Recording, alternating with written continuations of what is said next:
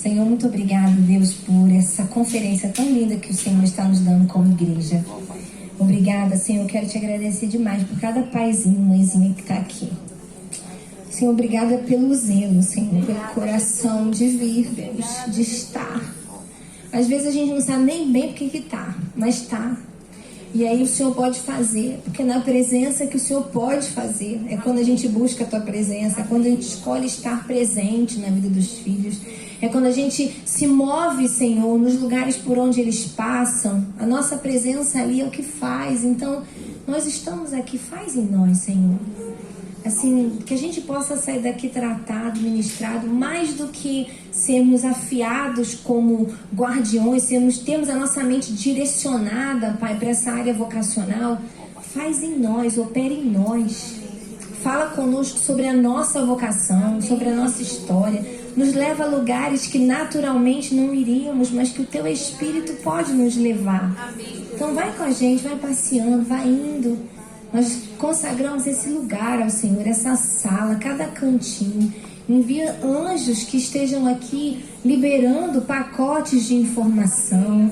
Senhor, memórias que precisam ser trazidas do inconsciente, Pai. Convicções que precisam ser geradas no nosso interior, na nossa mente. Tem liberdade, te damos toda a liberdade. Para que o Senhor faça, para que o Senhor aquiete, para que o Senhor dê sossego. E para que o Senhor nos ministre, abre o Teu Kairos e ministra ao nosso coração, Senhor. Em nome de Jesus. Amém. Bom, vamos lá. Eu não posso me mexer, né? Que eu fico me mexendo, te atrapalho. Nós vamos começar. Tava todo mundo lá em cima, não tava? Então a gente vai fazer desse momento uma continuação do que nós vimos lá, tá? Por quê? Porque vocação... ela é uma palavra que vem da palavra latina vocare, que significa chamamento, né? E quando a gente fala de vocação, a gente está falando de uma penca de coisas que envolvem o destino dos nossos filhos. Então nós vamos falar sobre destino aqui. Eu quero ter liberdade de passear por alguns conceitos com vocês. Eu não vou aprofundar cientificamente, mas eu quero trazer algumas revelações que o Senhor tem confiado e que eu tenho vivido na minha jornada, não só como mãe dos meninos, mas também como discipuladora de uma geração, né, de meninos que eu participei do projeto de vida deles. Então eu quero dividir isso com vocês, assim, porque eu não acredito em receita de bolo. Eu acredito em princípios que, quando eles são banhados por uma vida de relacionamento com Deus, eles movem a nossa vida, eles nos levam onde tem que nos levar. Então, o quarto valor de guardiões é potencializar a vocação dessa criança que está perto da gente, não só do nosso filho, né? Como eu falei, eu tenho histórias assim tão lindas. Uma delas, quando eu era... meu primeiro trabalho como psicóloga em Belfort Roxo, eu sou de Nova Iguaçu, do Rio, e eu trabalhei num programa de atendimento a crianças em situação de risco, né? Adolescentes. E eu fazia dinâmicas com aqueles meninos, eu ia lá 3 vezes por semana para ter um tempo no contraturno escolar, para ministrar expectativa de futuro. E eu lembro que uma das dinâmicas que eu fiz era sobre passado, presente e futuro. E eu me lembro de um dos meninos me apresentar assim, um desenho, e ele se desenhou trabalhando na Xerox do Brasil. E aí, anos depois, eu pegando um ônibus para o centro da cidade do Rio de Janeiro, eu encontrei aquele menino. E aquele menino falou: tia, né? Já grandão, mas tudo tia. Tia, você não vai acreditar. Sabe aquele desenho que eu fiz? Hoje eu sou office boy, né? Que falava assim, tipo estagiário da Xerox do Brasil. Então, assim, a gente tem que entender que existem movimentos em relação ao propósito que Deus tem, que quando a gente fala de vocação, a gente não está falando só ou exclusivamente de uma profissão, pelo contrário, né? A gente entende que é um pacote muito maior, que é um pacote de vida, que é um pacote que envolve tudo que esse menino é, tudo que esse menino traz. A gente nunca vai saber tudo, mas vimos agora há pouco, existe uma autorização de Deus para nós, para sabermos algo sim. Sabe, eu gosto muito da expressão sentir cheiro. Sentir o cheiro da vocação, você olhar para o menino e sentir coisas, perceber coisas antes, que às vezes a gente, sem esse esse discernimento, a gente só vai deixar para planejar isso quando o menino chegar na adolescência, quando você já podia ter feito toda uma história de construção de identidade a partir do processo de desenvolvimento de habilidades deles. Então é sobre isso que o quarto valor fala. Fala sobre você conhecer os pontos de força e os pontos de fragilidade desse menino e manejar isso desde pequeno, né? Vocês viram hoje o Heitor ali, não é nem sobre ele que eu vou falar hoje, eu escolhi o mais velho porque ele não está aqui, mas o Heitor desde pequenininho ele era apaixonado por aquilo ali, ele era apaixonado pelo microfone, ele era apaixonado por um instrumento, né? Lembra do violão? Pequenininho, muito pequenininho, no livro Guardiões eu conto isso, ele escutava uma música e ele falava agora violão, agora teclado, agora... Gente, poderia não dar no que Deus tem guiado? Poderia. Mas o meu papel como uma mãe direcionada pela mente de Cristo é o quê? É perceber sinais e potencializar. Dar espaço para desenvolver. Né? E eu lembro que o Bernardo também tocava violãozinho. Só que chegou um determinado momento que ele escolheu a bola. E aí deu outro momento que ele mudou da bola e escolheu o dinheiro. E ele está indo no destino que Deus tem para a vida dele. Mas nós precisamos ser essas pessoas que estão ali, né? E estamos ali guiadas pelo próprio Deus, amém? Que vai nos conduzir, que vai nos mostrar, que vai nos dizer. Então, vamos caminhar aqui. Eu quero começar mostrando para vocês algo que eu gosto de pensar. Pode passar, por favor. Que é 1 Pedro 4,10, que diz que toda a nossa vocação, todo o dom que a gente carrega, tudo que a gente tem, dentro e fora da gente, tem um propósito. E qual que é o propósito? É servir a geração. É servirmos uns aos outros. E nós precisamos, desde pequeno, fazer esse ensaio. Né? A gente, como comunidade religiosa, tem uma grande oportunidade das crianças crescerem vendo a gente servir, aprendendo a entender que quando você vai trabalhar, quando você se desloca para uma questão profissional, você está ali para quê? Para servir. Né? Então esse texto, ele é a base, ele é o fundamento que a gente vai partilhar aqui hoje.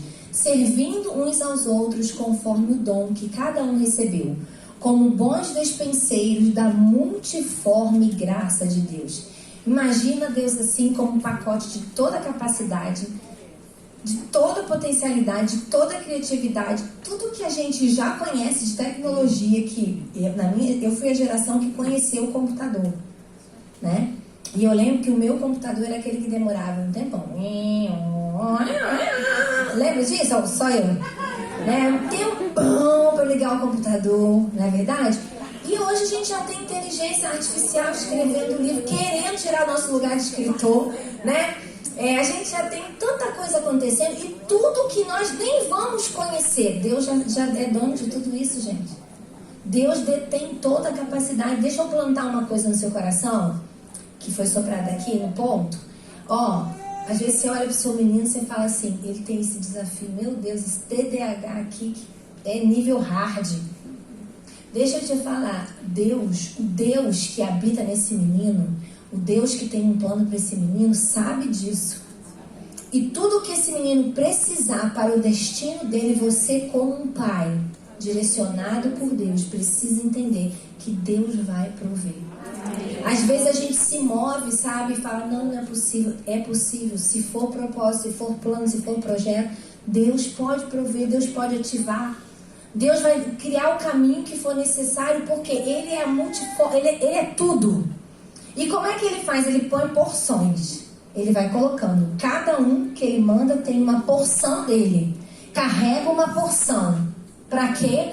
Para desenvolver. Vocação, ela não aparece, ela é desenvolvida. Por isso que eu posso mentorear a vocação.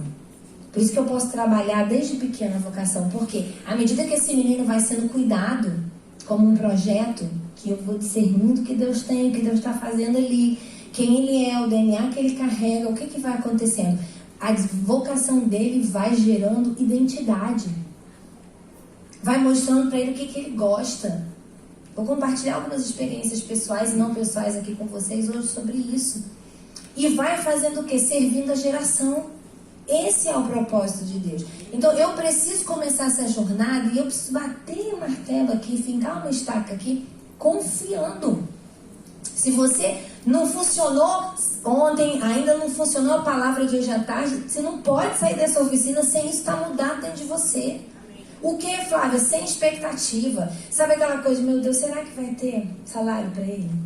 Será que vai ter aquela vaga para ele no IFES? Será que vai ter para ele aquela vaga na universidade? Será que eu vou conseguir pagar aquela faculdade que ele quer medicina e aquela faculdade eu não consigo pagar? Esse tipo de pensamento não pode estar na nossa mente. A nossa mente não. Flávio, você está brincando de poliana. Eu amo brincar de poliana. Mas nesse caso eu estou praticando a palavra. Nesse caso eu estou me lembrando do que a palavra fala. E nós precisamos trazer o céu sobre a nossa mentalidade. Nós precisamos trazer o que Deus pensa. Nós precisamos confiar que nunca vai ser perfeito. Nem eles, nem na vida deles. Vão ter desafios, vão lidar com portas fechadas. Mas tudo isso em Cristo, a Bíblia ainda diz que faz cooperar para o bem.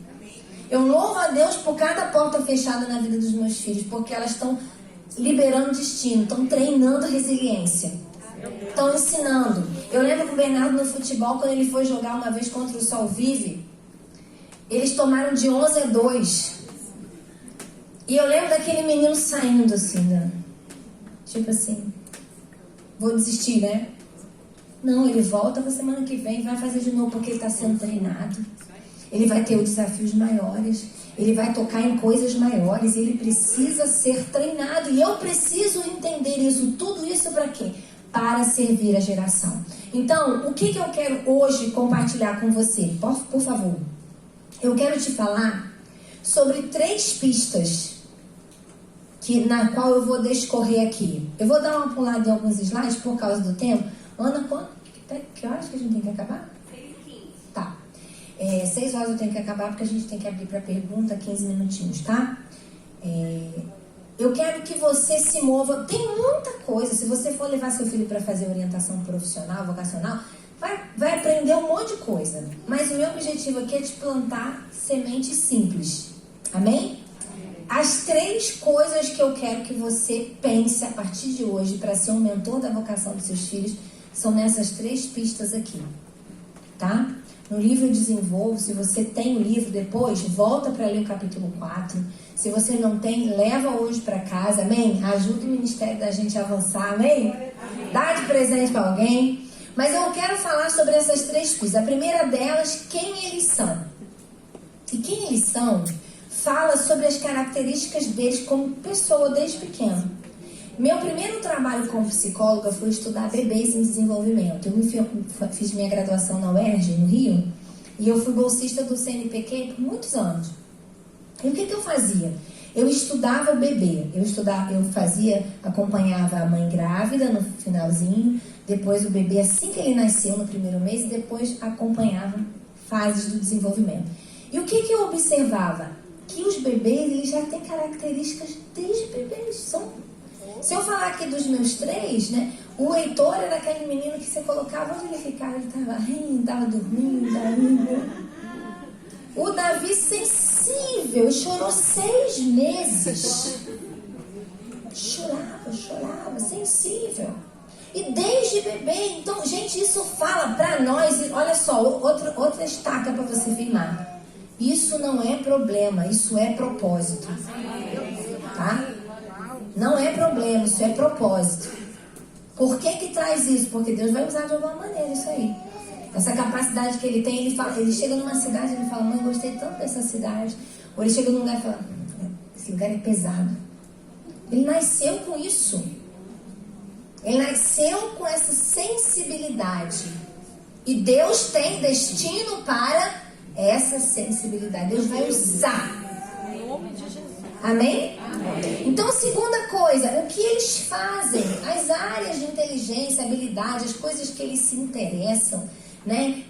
Para uns é um conjunto de áreas. Claro que ao longo da vida isso vai mudando, mas você consegue observar alguns padrões. Né? Eu falei, todo mundo lá em casa fez música, mas chegou um tempo que um foi para competitividade, para resultado. Mãe, por favor, me tira da bateria, já fiz 1 ano. Me coloca para fazer outro esporte. E o outro quer fazer 1000 instrumentos. E eu tenho que falar, pelo amor de Deus, não, agora não. Você manda um teclado, mas eu quero esse. Você não quer teclado? Quando você aprender a tocar violão de verdade, aí vamos conversar sobre teclado. Ele tem um dinheiro, queria, mãe, compra. Eu falei, não é a hora. Então são características de cada um, áreas, habilidades. Se eu der pro Bernardo um violão, ele não sabe nem o que fazer. Né? Não estou dizendo com isso, gente, que não possa ser desenvolvido, mas eu estou falando de coisas naturais que a gente vai percebendo, ok? Porque muitas outras que não são naturais, o que nós vamos fazer? Vamos ter que trabalhar, ajudá-los a desenvolver. E terceiro, desde pequeno, onde eles podem agir? Onde que ele está que ele pode usar o que ele traz? Eu gosto muito de contar uma experiência do Heitor. Desde pequeno a gente fala para ele que ele nasceu para levar alegria. Que ele é sal e luz. Sal para salgar, luz para iluminar. Pequenininho, um dia a gente subiu e ele demorou a subir na volta da escola, né? Eu acho que ele devia ter uns 9, 10 anos. E aí ele demorou um pouco. Filho, quando chegou, o que aconteceu? Mãe, o netinho da tia Regina estava chorando, não queria ir para a escola. Eu falei, mas e aí? Mãe, você fala que eu tenho que levar alegria. Eu fiquei com ele até ele parar de chorar. Quando eu consegui ver ele feliz, convencido de que os amigos da escola precisavam dele, que eu ficar feliz, eu pude subir. Você não precisa esperar ele chegar na adolescência. Você desde pequeno vai ensinando que onde ele está, ele pode levar quem ele é e o que ele faz para servir a geração dele. É disso que a gente está falando aqui. E não estamos falando de definição profissional, até porque, gente, não existe mais isso. Não tem nenhum profissional que é só um profissional. Eu sou uma psicóloga de formação, eu sou uma escritora. Não tem mais esse negócio. Você faz graduações, mas não tem mais esse negócio de a profissão. Então esquece isso, tá? Claro que vai chegar um momento que talvez vai escolher sim uma carreira, mas isso não é fixo. Desde que tudo que ele carrega sirva a geração dele, esteja dando frutos na geração dele, esse é o propósito vocacional dele, tá bom? Então vamos lá, vamos começar falando sobre a pista 1, tá? Eu coloquei aqui, não vou desenvolver, porque é um pouco denso esse estudo de Eisen, mas por que eu coloquei? Porque quando você vai estudar a criança, é a única coisa que você, teoricamente, cientificamente, pode afirmar, é a avaliação da personalidade dela, a partir da teoria, mais ou menos, de Eisen, tá? Que vai falar o quê? As características que ela traz. Então, pode passar o próximo. Tá explicando aqui pra você, ó. Neuroticismo, relacionado ao funcionamento do sistema nervoso autônomo e, portanto, reações fisiológicas como ansiedade, nervosismo, emotividade. Quanto mais a criança tiver um neuroticismo alto, ela vai ser mais ansiosa, mais sensível. Lembra que eu falei do Davi? Quando eu fiz a avaliação dele com 6 anos, o neuroticismo dele deu lá em cima. Por quê? Porque ele tem essa característica, esse traço de personalidade, tá? Extroversão, relacionado à abertura e à impulsividade social. Quanto mais alto, são pessoas dominantes, aventureiras, que tendem a ser sociáveis, assertivas e animadas, abertas às relações e buscam por contato, né? Heitor é essa pessoa aí, desde pequeno. Não, então, tem almoço para 5, ele traz 10. Né? Ontem a gente estava aqui na igreja, mãe, posso levar o Azaf para dormir lá em casa? É assim, 9 da noite. Aí chegou aqui hoje, mãe, eu posso dormir na casa do Azaf? É gente o tempo inteiro. Muita gente, muito movimento, extroversão. É a pessoa aberta, nesse sentido, tá? Sociabilidade. Relacionado à adequação. Aqui, quando a gente fala em sociabilidade, não é extroversão. É a capacidade de se manter debaixo da regra social. Você percebe que tem uns que naturalmente saem, né? A regra é mais ou menos daquele jeito, que é fazer tudo diferente. Então, quando a criança tem baixo, avalia também comportamentos relacionados a conduta antissociais.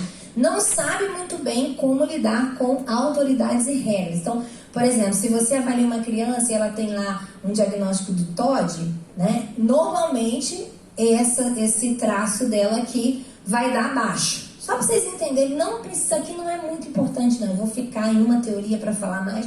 Mas só para você entender, porque teoricamente é o que você pode hoje levar seu filho para fazer. Se você quiser, numa neuropsicóloga, fazer uma avaliação de personalidade, ou se precisar, você consegue ver isso. Psicoticismo, relacionada à dimensão da personalidade normal. Quanto mais baixo, são pessoas que tendem a ter grande sensibilidade afetiva e preocupações com os demais. O neuroticismo fala da sensibilidade interna. E aqui vai falar dessa sensibilidade para o outro, ok? Então, a conexão no sentido de sentir, de ter empatia, vai ser avaliado aqui, tá? Pode passar. Aqui, essa teoria dos 4 temperamentos. Todo mundo conhece, né? Que vai falar aí do colérico, melancólico, fleumático, sanguíneo, muito usada. Existem avaliações, testes para serem feitos, mas ela não é cientificamente comprovada. É útil? É. A gente faz e consegue entender muita coisa. E nosso papel, ninguém aqui é psicólogo, está avaliando o filho como psicólogo. Se precisar, leva um psicólogo. Mas aqui nossa intenção é ter um olhar, conseguir perceber alguma coisa dele, tá?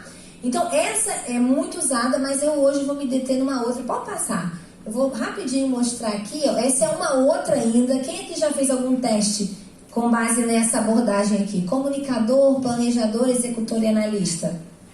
Isso aí. Mais ou menos o mesmo padrão. E agora, aqui eu quero apresentar. Pode passar? Essa aí. Essa aí todo mundo conhece. Deixei até o QR Code ali, se você... acho que do jeito que tá. Dá pra... Vê se dá pra ler. É um avaliador gratuito. Estão conseguindo ler?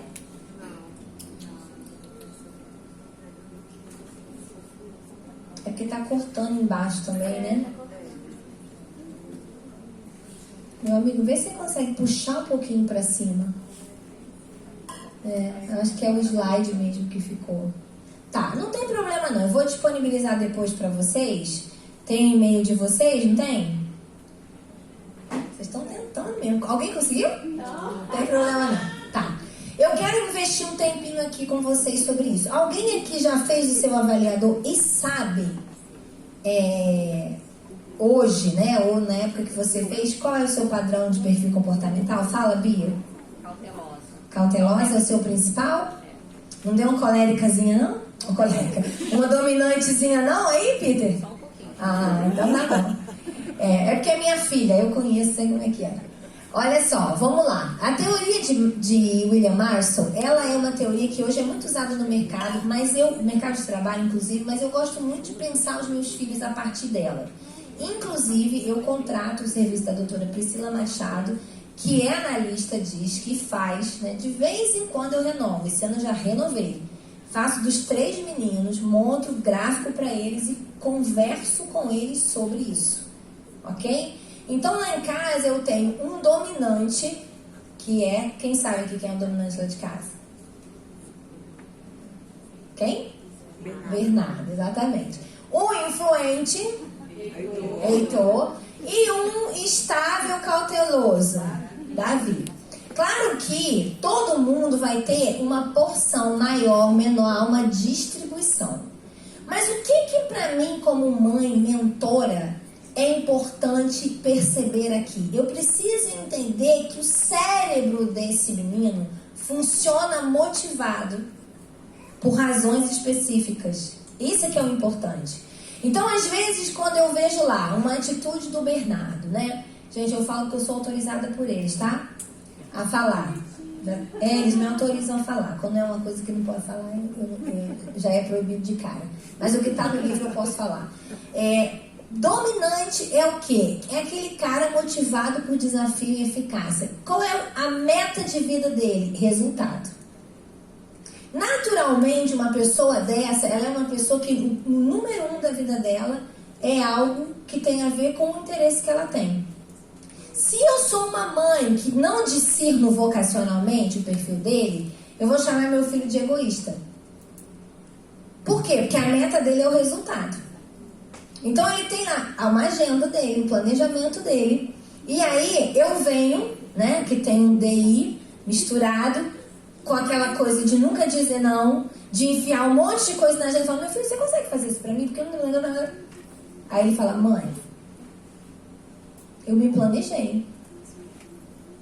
Se eu não tenho esse entendimento, o que eu faço? Eu arrumo uma confusão, não é verdade? Mas eu sei que não é o egoísmo.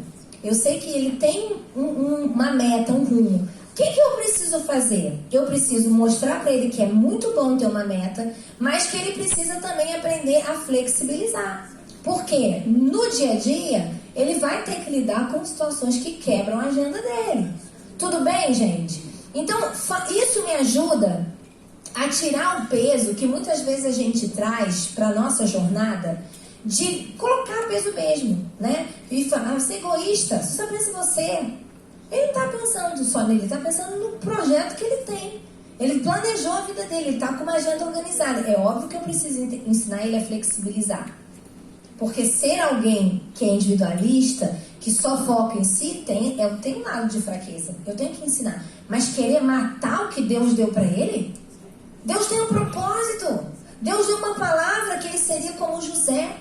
Que ele estaria em lugares de liderança. Você já viu um líder ficar todo mundo que fala, faz isso pra mim, a pessoa se curva e faz? Não pode. Ela nunca vai chegar onde ela precisa chegar. Entendem? Então, meu objetivo aqui é pensarmos juntos os nossos meninos, as nossas crianças, os nossos adolescentes, à luz do que eles trazem. Um influente quem é? Ele quer liberdade, ele quer criatividade, ele quer relacionamento, né? Eu dei um exemplo aqui. O influente, ele tem uma super tendência a toda hora criar uma coisa nova. Isso é ruim, gente? Não, isso é propósito, mas eu, guardiã, eu que sou direcionada por Deus, preciso ajudá-lo a encontrar os focos da vida dele. Por quê? Porque se toda semana ele mudar, começa uma atividade física, um modelo esportivo, aí não fecha. Então, o que eu preciso fazer? Ajudá-lo a criar rotinas. Ajudá-lo a encontrar foco. Agora, eu consigo fazer dele um dominante? Não. Não preciso. Não é o objetivo. Eu não posso matar o que ele traz. Até quando eu vou fazer uma escolha de escolar, discernir a escola dele, eu preciso pensar. Às vezes você está exigindo nota de um menino que a nota vai para um ralo. Que ele tenha 10 em físicas, quando o menino nasceu com uma coisa que ele nunca vai usar física. Então você tem que ensinar responsabilidade.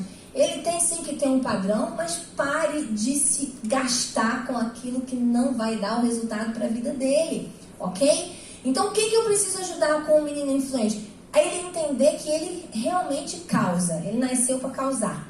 Ele nasceu para causar, né? Agora, você tá rindo. Eu sou toda aberta assim, mas a gente está falando das nossas filhas, elas são 24 horas no planejamento. Agora depois nós vamos fazer isso, agora nós vamos fazer mais. Aí semana que vem a gente faz uma festa de pijama, agora a gente pode tocar no foco. Para um pai.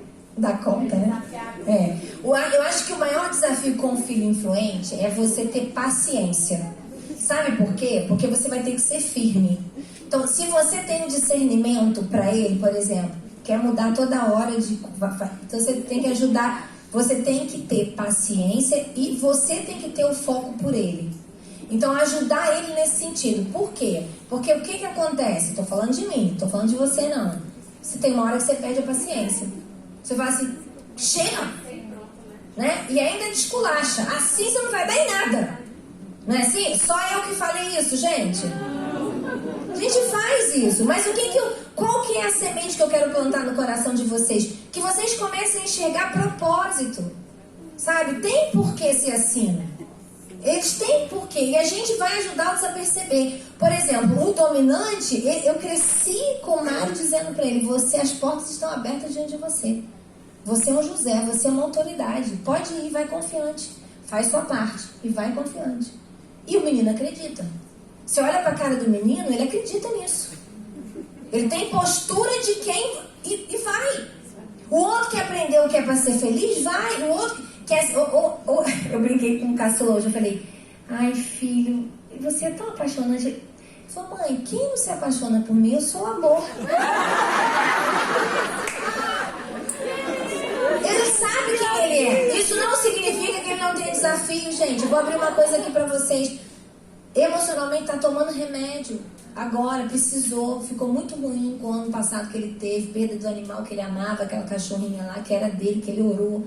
Foi um ano muito difícil para ele. mas isso não tira o destino dele. É isso que a gente precisa entender. Sabe, isso não rouba. O processo não rouba o que Deus colocou ali. Não vai roubar. Ainda que hoje os meus olhos do mar não vejam tudo, mas Deus está costurando. Deus está fazendo. Inclusive quando ele adoeceu, Deus sussurrou na madrugada para mim. Eu estava dormindo numa noite difícil. Eu preciso abrir meu coração com você. Talvez você veja aqui só para ouvir isso. Numa noite que o menino não conseguia dormir, atormentado por pensamentos. A mãe é psicóloga, a mãe escreveu Guardiões da Infância, a mãe está ali. O pai está ali, é médico, é presente, é sacerdote, é provedor, mas passa por luta. E Deus me acordou num sonho. Deus falou comigo num sonho. Ele me acordou, ele disse assim: ei, não fica preocupada não. Isso aí, eu estou esticando ele. Eu estou construindo a vocação dele no meio desse turbilhão que ele está vivendo. E eu tomei posse daquela palavra. E eu compartilhei essa revelação de Deus. Eu falei: filha, eu fui acordada por Deus. Deus me acordou porque a mamãe foi dormir tão preocupada. Eu fiquei velando ele dormir. E eu sei o que é, porque eu senti. Eu fui essa criança. Só que minha mãe não tinha entendimento que Deus permitiu eu ter. E no meu aniversário, a Ana fez um vídeo de várias pessoas para mim. E no vídeo dele, ele gravou para mim assim: mãe, muito obrigada.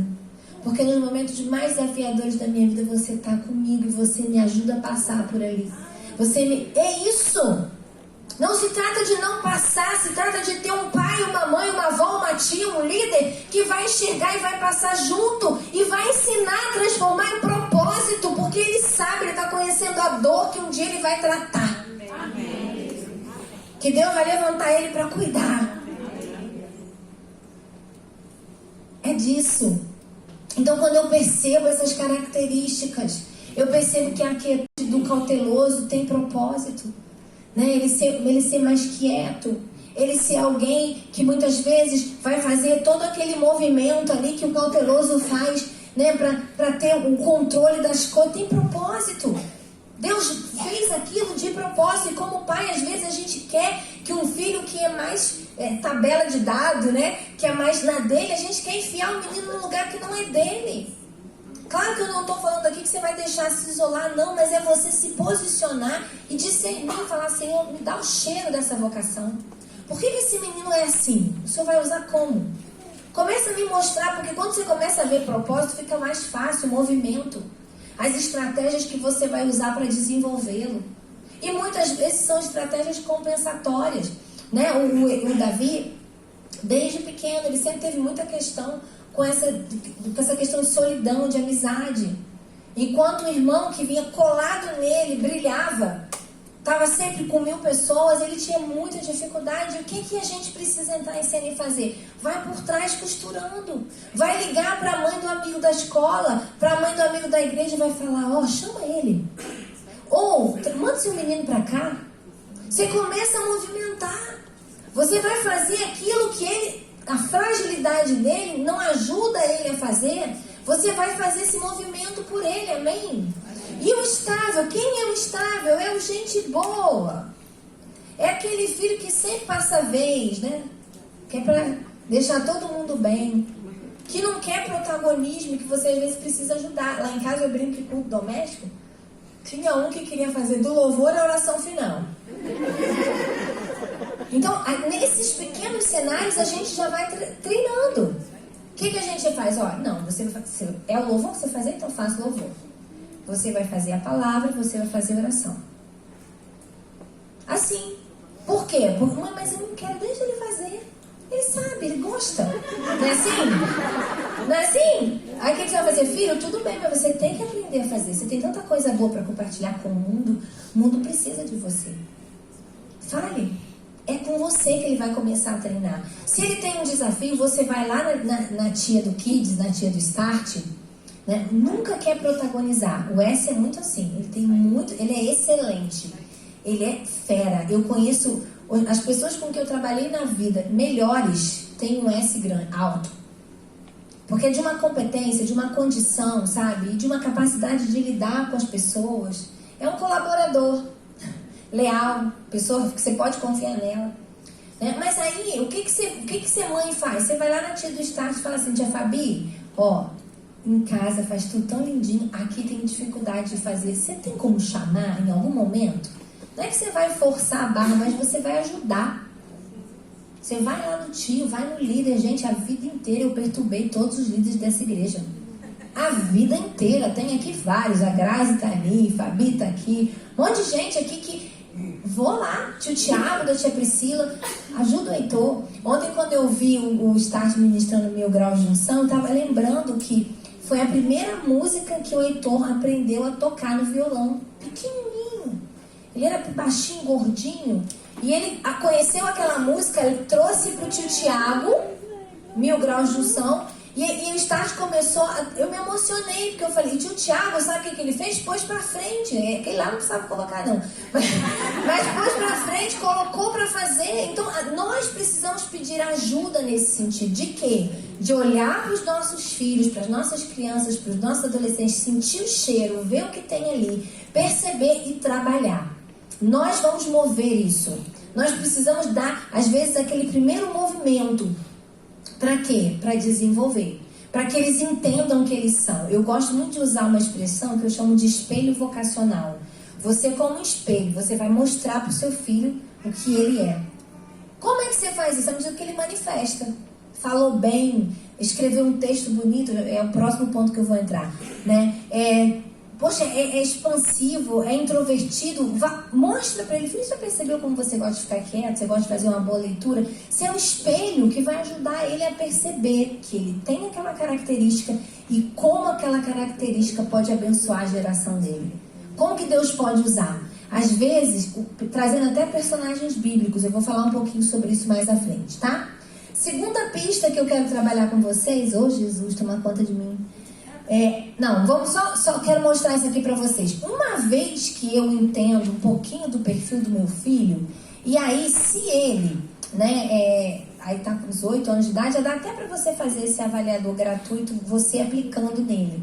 Você saber um pouquinho da característica dele, tá? Eu preciso entender que o que vai motivar cada um é diferente. Eu coloquei aqui 4 frases e alguns exemplos para vocês pensarem. Então, por exemplo, me ouvindo aqui, ou até já de um conhecimento que você tem, você percebe que você tem um dominante, esse líder, esse cara de resultado, essa menina que, né, ela é a líder da turma, ela tem esse movimento nela, quer estar sempre protagonizando. A frase dela é, eu sei o que eu quero, né, sabe o que quer. Exemplo, como é que eu faço para motivar? Esportes e atividades que estimulem o desempenho. Cria para ela um desafio de leitura, cria para ele, coloca em um esporte que ele vai poder ter resultado. Gente, o esporte abençoou muito a vida dos meus filhos. Cada um para uma coisa. O mais velho para dar resultado, para ter meta, para conquistar. Ele é obcecado por meta e resultado. O do meio para dar disciplina, porque cada hora quer uma coisa. Então, o esporte ajudou. E o caçula aprendeu, deu autoestima para ele e estabilidade emocional. Então, programe isso, seja fiel nisso. Segundo ali, o influente. Juntos somos mais fortes, é a frase do influente. Ele quer sempre fazer tudo com um monte de gente. O que você pode fazer para ajudá-lo? Atividades novas e que envolvam pessoas. É sempre algo que vai desenvolver ele vocacionalmente, tá? E mostrando como ele pode se movimentar ali no meio das pessoas. O estável, gente, olha, como é um desafio. Se você é uma mãe influente, que é, né, 50 mil coisas, sei quantas agendas, ou dominante, mais firme, um pai, e aí você tem um filho estável, ele não adianta aquele negócio de você inventar uma agenda com 1000 coisas. E você acaba com o menino. O negócio dele é uma abordagem mais calma. Por quê? Para que ele se sinta seguro, né? Ele gosta de fazer as coisas com mais tranquilidade. Então, quando com ele, é bacana você planejar juntinho, pensar com ele a atividade, dar tempo para ele, para que ele possa realizar. Tá fazendo sentido, gente, para vocês? Mesmo? Então tá. E o cauteloso? Eu gosto de fazer as coisas do jeito certo. Eu conto uma história com o Davi muito engraçada, recente essa. Eu tava na fila daquele bate-velate no shopping, né? E lá eles têm 2 filas, né? Uma fila para você pagar e outra para você pegar o sorvete. Então, a influente aqui, o meu lado influente e resolutiva do dominante, entrou na fila para pagar e falou: Davi, vai para outra fila. Entenderam? Tava furando fila, né? Aí ele olhou para mim e falou: mãe, e eu nem tive nem tempo de pensar. Eu queria o resultado e tô me movimentando, né? Eu tinha uma agenda depois dali. Aí ele falou: mãe, olhou pra mim: mãe, não. Aí, não, por que, meu filho? Não é certo, mãe. Primeiro compra e depois você entra na fila pra pegar. O jeito certo de fazer é esse. Sabe aquele filho que tudo que você às vezes tá tendo uma conversa com o marido e tal, aí eles: posso falar? E aí ele entra e fala assim: isso que você... Aí ele ainda fala assim: vocês vão ouvir? Tem propósito, gente, pra ser assim. E com esse menino, não adianta você querer com essa menina fazer tudo. Ele tem um jeito, ele quer fazer coisas do jeito certo. Exemplo, atividades que envolvam precisão, detalhes regulares, que sejam regulares, com pessoas que exijam qualidade. Então, às vezes, você coloca ele um professor, ele implica com o professor, por quê? Porque ele é o cauteloso, ele é o cara de controle, né, de perfeição. Ok, gente? Encerramos aqui? Ok, vamos olhar agora a segunda pista. As múltiplas inteligências de Gardner. Hoje são 9, tá? Elas vão falar do que eles fazem. Flávia, como eu começo a perceber isso? Desde pequeno. É um menino que fala muito, né? Esse fala muito tem a ver, às vezes, com perfil comportamental e junta com uma habilidade. Né? Ele gosta de falar, e aí ele começa a escrever, escreve bem, começa a fazer redação, faz uma boa redação, né?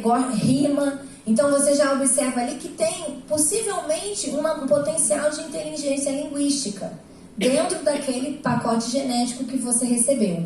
Intrapessoal, entender a si mesmo e aos seus próprios sentimentos e desejos. A conversa com um filho que tem esse tipo de inteligência latente é sempre uma conversa mais profunda. Né? Ele sabe dizer sobre ele sabe dizer, normalmente às vezes fica mais confuso. Né? O outro que não está nem aí para isso, não tem crise de identidade na maioria das vezes. Mas o intrapessoal, ele olha, ele observa e se junta com o neuroticismo lá, né? Com melancolia, com a cautela, que é muito analítico, e potencializa isso. Ok, gente?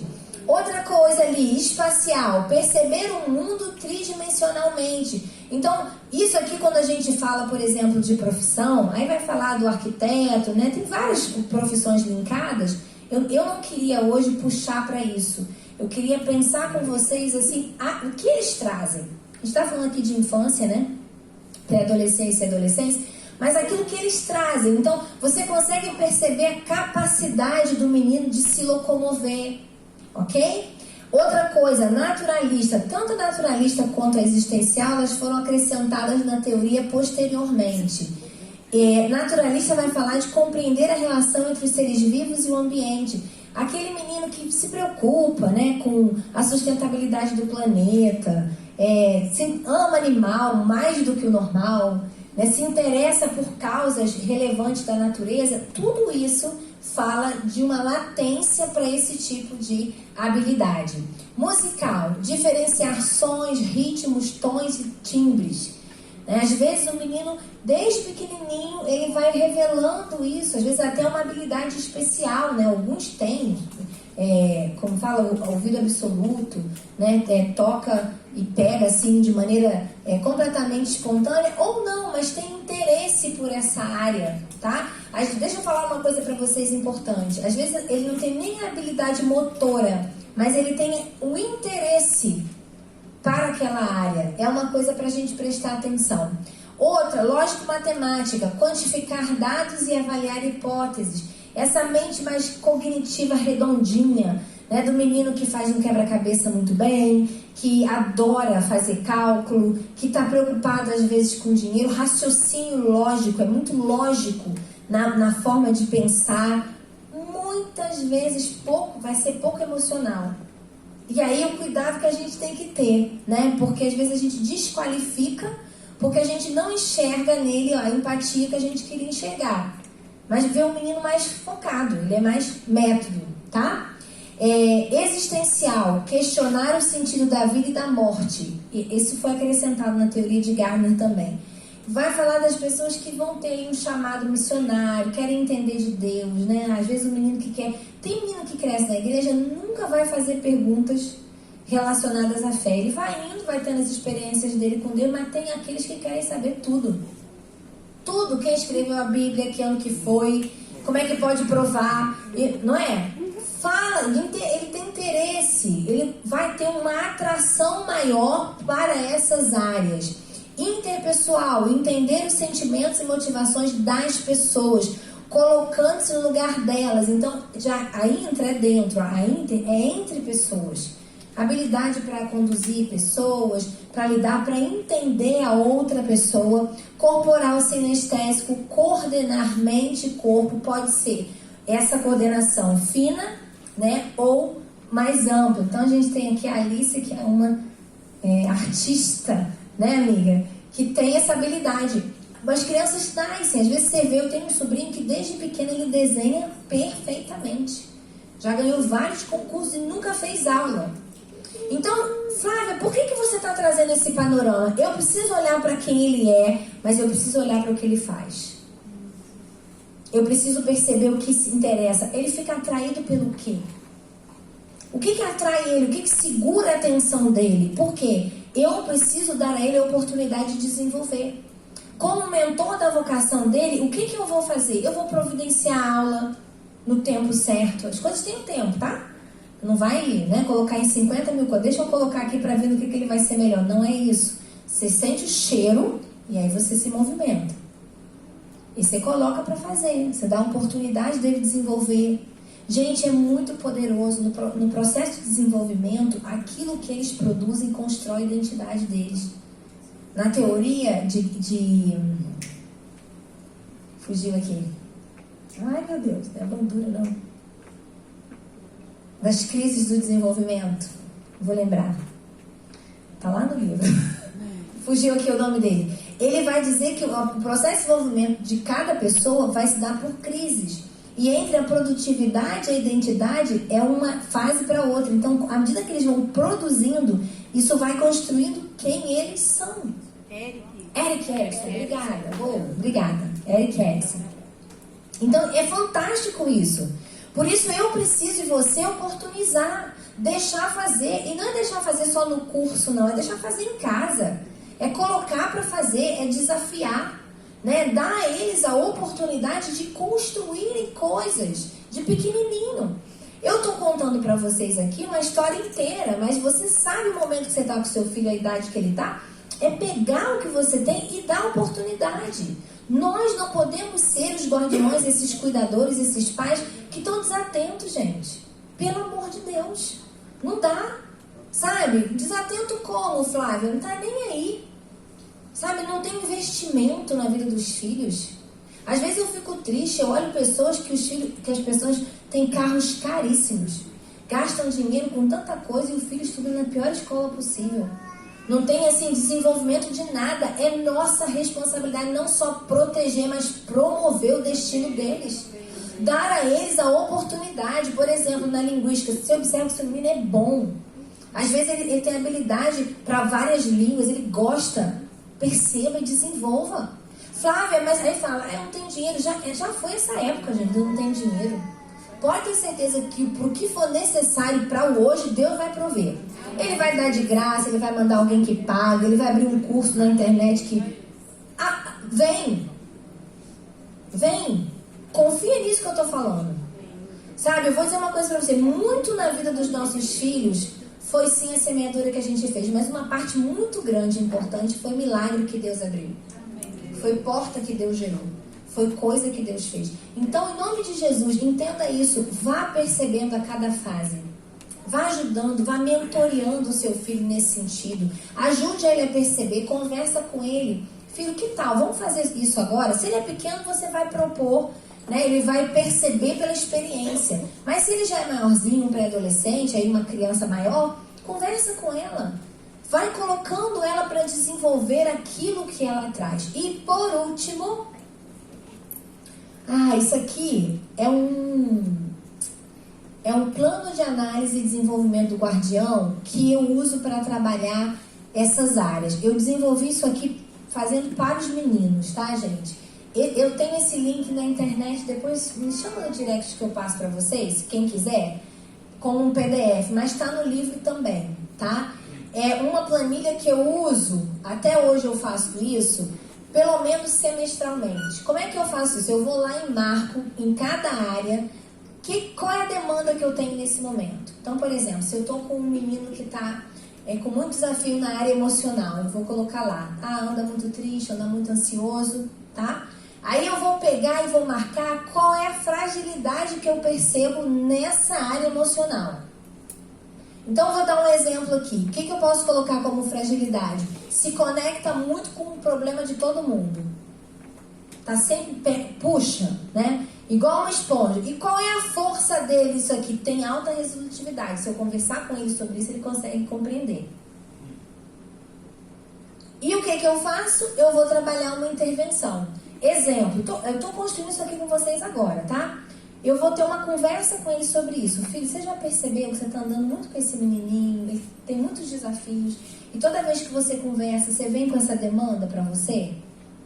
Vamos dar uma aliviada nisso? Vamos tentar melhorar isso? Vamos controlar um pouco mais esse relacionamento? É uma ação de investimento. Então, se antes eu liberava essa amizade completamente, eu vou segurar um pouco mais. Ok? Um exemplo simples, mas você pode aplicar para qualquer área da vida deles. Eu escolhi 7 aqui para você trabalhar. Às vezes é o social, como eu dei o exemplo do Davi. Tá com desafio para isso. Você vai fazer um plano, né? Um exemplo em relação ao Davi com relação a isso. Sempre teve desafio para começar, mas depois que começava, ele ia bem. Então o que eu fazia? Eu fazia a ponte. Às vezes não tem desafio para começar, mas tem desafio para manter. Tá entendendo? Então, ali que a gente vai trabalhar a força e a fragilidade naquela área. E qual que é o nosso papel? Criar uma ação de intervenção. E a gente vai trabalhando aquilo até que a gente perceba resultado. Ok? E a gente veja que ele consegue se sustentar, gente. Porque a meta de um filho não é criar um filho que nunca sofreu. Não é uma criança, um adolescente que vai falar, você sempre tirei 10 na vida. Nunca nenhum amigo me abandonou. Esquece isso. Isso não forma ninguém. É um menino que sabe passar pelos desafios, que vai aprender sempre a tirar proveito deles. Vai chorar, vai sofrer, você vai estar ali, vai ajudar a aprender com a situação, mas vai conseguir, quando tiver a idade certa, ser alguém sustentável.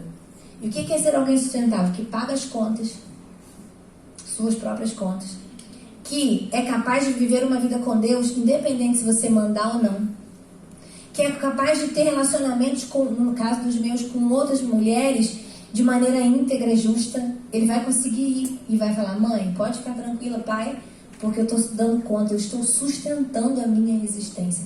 Essa é a meta. E nós vamos trabalhando, né?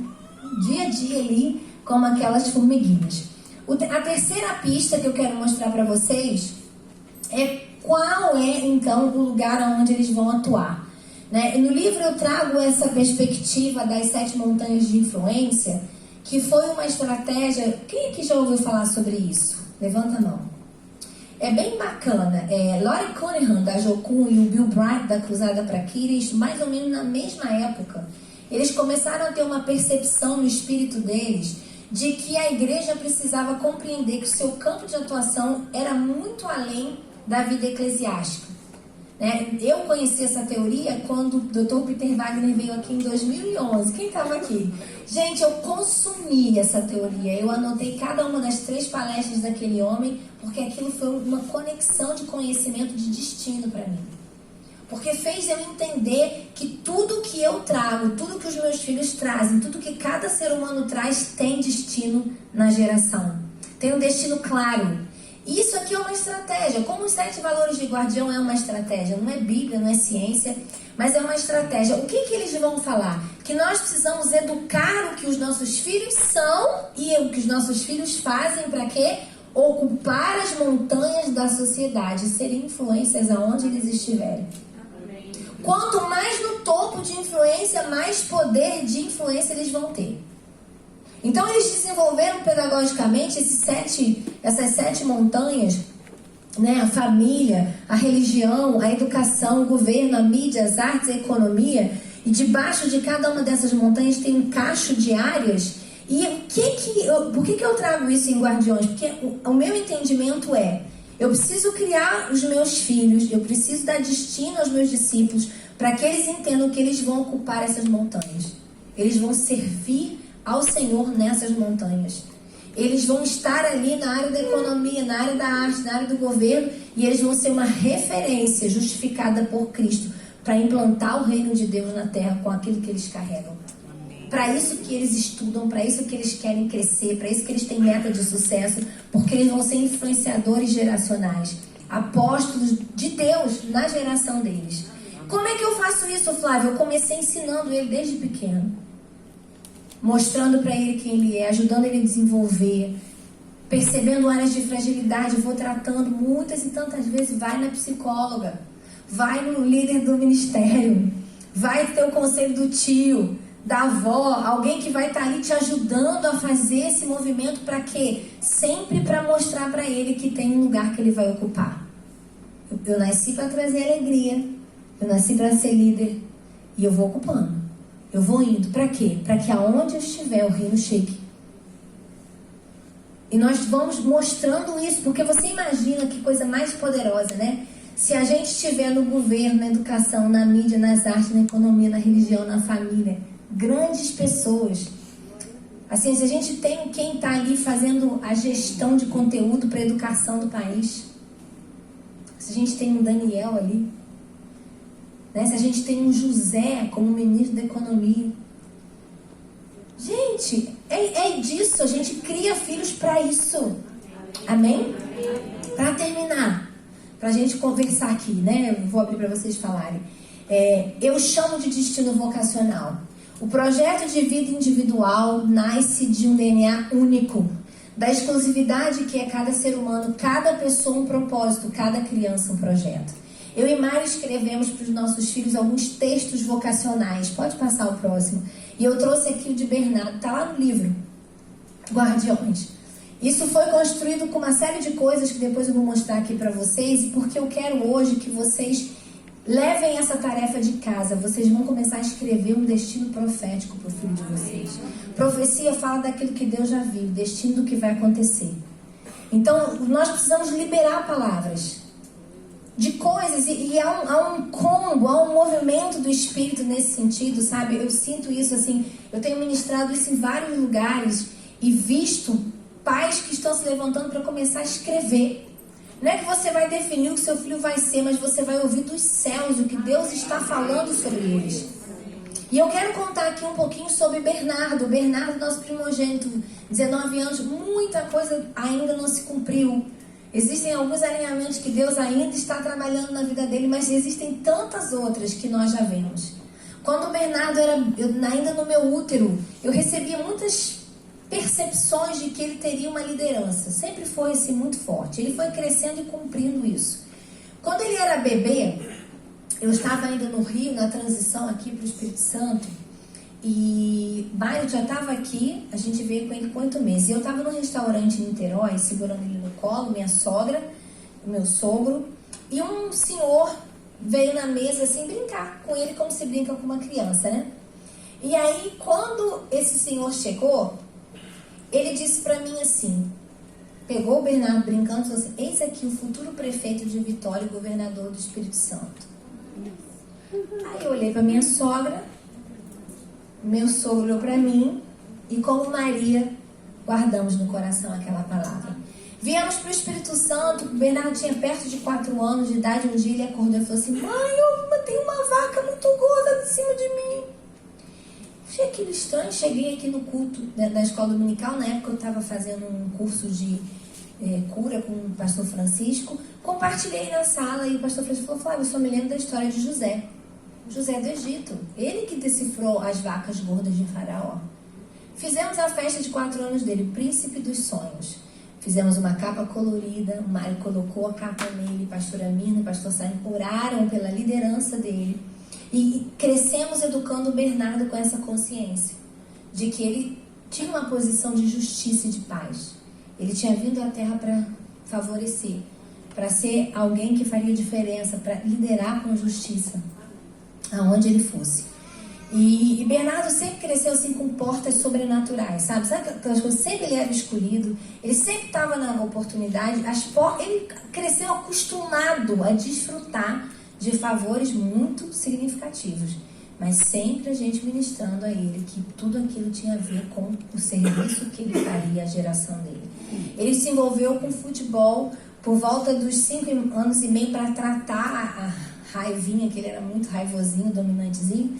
E aí, com 16 anos, ele teve uma oportunidade fenomenal. Ele foi jogar bola em Barcelona, representando o Brasil. Uma grande oportunidade. Lá ele teve a oportunidade de ficar em Barcelona para poder jogar futebol, mas ele decidiu, como quem decide firmemente no coração, que aquilo não era o que Deus tinha mais para a vida dele. Voltou, pandemia entrou e na escolha profissional ele caiu no curso de economia. Caiu não, foi levado pelo Espírito de Deus até lá. Começou com 18 anos, no final do primeiro ano de faculdade, segundo semestre, ele disse para mim assim: mãe, ele me ajudava na GTD, ele falou assim: não vou poder mais te ajudar no financeiro, eu vou correr atrás de um estágio. E montou um currículo, foi atrás. Deus abriu uma porta numa grande empresa de investimento do estado, com 19 anos. Eu falo isso para a glória de Deus. Só para testificar para você, eu não estou falando que sempre a nossa vida vai ser assim, ou que isso é tudo. Mas hoje, na empresa que ele está, com 19 anos, o Bernardo ele está com os acionistas, ele é um dos 10 maiores clientes da empresa. Gente, isso não é normal. Eu sei que isso não é. Eu sei que isso é o cumprimento dessa palavra. Bernardo será como José. Tem habilidades para gerir pessoas e recursos, para conquistar, administrar, multiplicar, doar, financiar.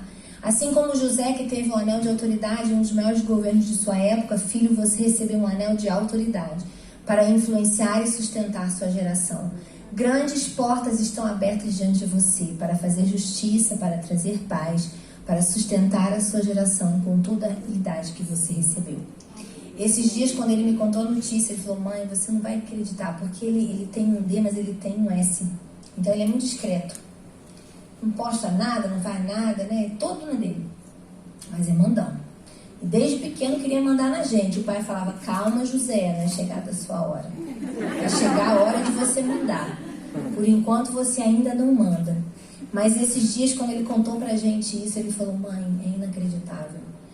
Eu recebi a notícia essa semana que do pessoal que entrou na mesma época que eu estou com a maior pontuação e estou com um dos 10 maiores acionistas da empresa. Eu falei: você se lembra da vaca gorda? E ele disse: mãe, eu me lembro como se fosse hoje. Escreva destinos proféticos. Não tem a ver com tudo ser certo. Tem muita coisa na vida dele que